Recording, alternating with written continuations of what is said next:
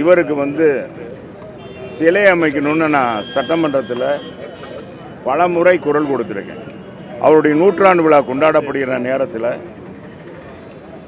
இந்த 5 மாவட்ட மக்களுக்கு மட்டுமல்ல, தமிழகத்தில் எல்லா மக்களுக்கும் தெரிந்தவர். ஒரே நேரத்தில் சட்டமன்றத்திலே நாடாளுமன்றத்திலே நின்று வென்று காட்டியவர். முதலாக நாடாளுமன்றத்தில் இன்றைக்கு பாரதிய ஜனதா ஏதோ புதிதாக கண்டுபிடித்தது போல், கச்சத்தீவை கண்டுபிடித்தது போல அதனுடைய மாநில தலைவர் பேசுகிறார் இந்த தேர்தலுக்காக. ஆனால் அவர் நாடாளுமன்றத்திலேயே அந்த தீவானது தமிழனுக்கு சொந்தம், முழுக்க தமிழர்களுக்கு சொந்தமான தீவு, அந்த தீவை இந்திரா காந்தி கொடுத்த தவறு என்று நாடாளுமன்றத்தை உறக்க ஒழித்தவர் முதலாக PK மூக்கையா தேவர். அப்படிப்பட்ட மூக்கையா தேவருக்கு 100ஆண்டு விழா கொண்டாடுகிற நேரத்தில் இந்த தமிழக அரசு யாருக்கோ சிலை அமைக்கிறீர்கள், நினைவு மண்டபம் அமைக்கிறீர்கள். எனவே அவருக்கு மணிமண்டபமும் அவருக்கு திருவுருவ சிலையும் அமைக்க வேண்டும் என்று நான் சட்டமன்றத்திலே கேள்வி எழுப்பினேன். கேள்விக்கு பதிலாகவும் கொடுத்திருக்கிறேன். கவன ஈர்ப்பு தீர்மானம் கொடுத்தேன். எதையும் இந்த அரசு கண்டுகொள்ளவில்லை. அது மட்டுமல்ல, அவர் பிறந்த ஊரான பாப்பாப்பட்டி, அது 10 ஊர் தேவர்கள்னு சொல்லுவாங்க. அந்த தேவர்கள் கொண்டாடுகிற ஒரு ஞானியாக PK மூக்கையா தேவர் இருந்தார்கள். அவர் இந்த சமுதாயத்துக்கு விடிவெள்ளி கொடுத்தாரே ஒழிய அவர் குடும்பத்துக்கு விடிவெள்ளியாக இல்லை.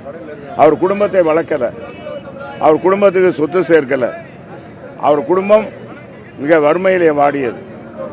அப்படிப்பட்ட தேவருக்கு நீங்கள் எடுக்கணும்னு சொன்னேன்.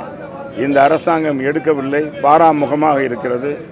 ஆனால் தன்னுடைய தந்தைக்கு மட்டும் மதுரையில் பார்த்தா, மதுரையிலும் பல இடங்களை கட்டி இன்னைக்கு பார்த்தீங்கன்னா இங்கே நூலகம், ஜல்லிக்கட்டு மைதானத்துக்கெல்லாம் அவருடைய பெயரை வைக்கிறார்கள். இதே நேரத்தில் ஜான் பென்னிகூக் 5 மாவட்ட விவசாயிகளுடைய தாகத்தை தீர்த்தவர், விவசாயம் செழிக்க பாடுபட்ட ஒரு வெள்ளையராக இருந்தாலும் ஜான் பென்னிகூக் அவர்களை தேனி மாவட்ட மக்கள் இன்றைக்கும் தெய்வமாக கொண்டாடி வருகிற அவருக்கு அவருடைய சிலையை அமைக்கணும், அவருடைய கல்லறை புதுப்பிக்க வேண்டும் என்று நான் கேட்டபொழுது அவர்கள் கல்லறை மார்பளவு சிலையை மட்டும் அங்கே வைத்துவிட்டு அது கூட பணம் கொடுக்காமல் இருந்ததுதான் இந்த அரசு. நான் அதை கவனத்தில் கொண்டு வந்த பிறகு முதலமைச்சர் அவர்கள் அந்த மார்பளவு சிலைக்கான செலவை மட்டும் கொடுத்திருக்கிறார். அந்த கல்லறையும் புதுப்பிக்க விடவில்லை.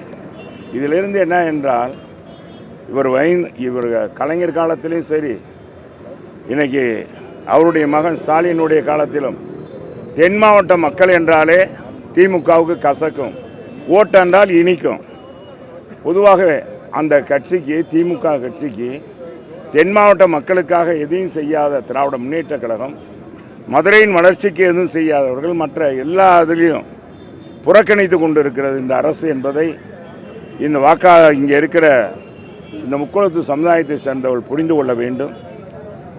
பசுமன் தேவரையாவுக்கு தங்க கவசம் கொண்டு வந்தது கொடுத்தது எங்கள் அம்மா, அதை புதுப்பித்தவர் எங்கள் அம்மா, அதை கும்பாபிஷேகம் நடத்தியவர் எங்கள் அம்மா, அண்ணா திராவிட முன்னேற்ற கழகம். ஆனால் எந்த ஒரு இதுவும் செய்யாமல் இருந்து இந்த ஓட்டு மட்டும் வேணும்னு சொல்கிற திராவிட முன்னேற்ற கழகத்துக்கு இந்த தென் மாவட்ட மக்கள் சரியான பாடத்தை புகட்ட வேண்டும். பென்னிகூக்குடைய இப்போ கூட கோரிக்கை வைக்கிறேன், PKM அவர்களுக்கு அவருடைய பிறந்த ஊரான பாப்பாப்பட்டியில் அங்கே இருக்கிற அரசு பள்ளிக்கு அவருடைய பெயரை வைக்கணும்னு நான் ஏற்கனவே பலமுறை சொல்லியும் இந்த அரசு செவிமடுக்கவில்லை. அதே மாதிரி அவருக்கு மணிமண்டபம் அமைக்கணும்னு சொன்னேன், அதுவும் செய்யலை. சிலை அமைக்கணும்னு சொன்னேன், அதுவும் செய்யலை. அதே மாதிரி MS சுப்புலட்சுமி மதுரையில் பிறந்து தன்னுடைய வெண்கல குரலால் ஐநா சபையில் ஒலித்த ஒரே பெண் குரல், ஐநா மன்றத்தில் ஒலித்தவர் மதுரையில் பிறந்த நம்முடைய MS சுப்புலட்சுமி. அவர்களுக்கும் மணிமண்டபம் சிலை அமைக்கணும். அவர் சென்னையில் வாழ்ந்தார், அந்த இடத்துக்காக கொடுக்க வேண்டும், பேர் வைக்கணும்னு சொன்னோம், அதையும் செய்யலை. இந்த அரசு செய்ய வேண்டும் என்று இந்த நேரத்தில் கேட்டுக்கொள்கிறேன்.